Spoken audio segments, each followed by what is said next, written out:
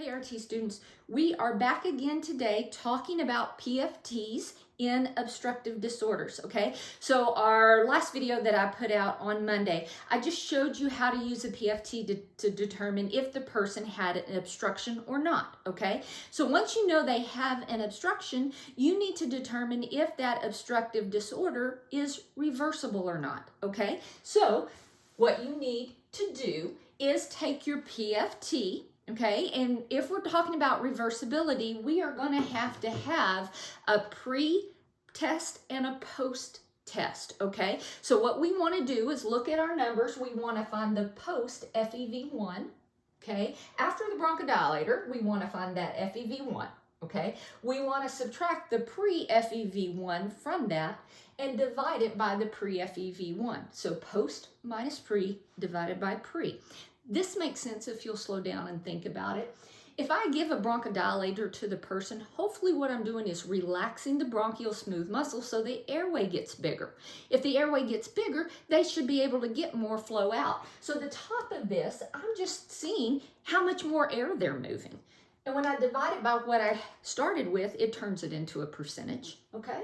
So when we do this math, if this number is greater than 12%, that signifies reversibility. And because we gave a bronchodilator, okay, a beta-2 agonist, that reversibility has to do with bronchoconstriction or bronchospasms, okay? So let me give you an example.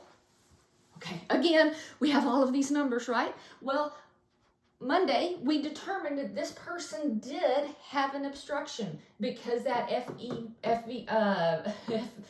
FEV1 divided by FVC was 50%. They have an obstruction. So now what we're going to do is that reversible, okay? So how do you know if it's reversible?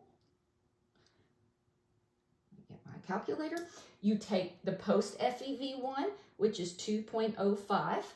You subtract the pre-FEV1, which is 1.9, and you divide it by the pre-FEV1. So when I go post minus pre divided by pre, I get 0.078, okay? If I multiply that by 100, what we're really getting is about a 7.8% change.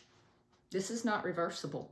That bronchodilator, while they may be moving a little bit more air, we cannot classify this as a reversible disorder because that post minus pre divided by pre is only 7.8%. It's not a reversible process, okay? Come back to me. My next episode, we're going to talk about looking at volume testing to see about volumes in obstructive disorders. See you soon.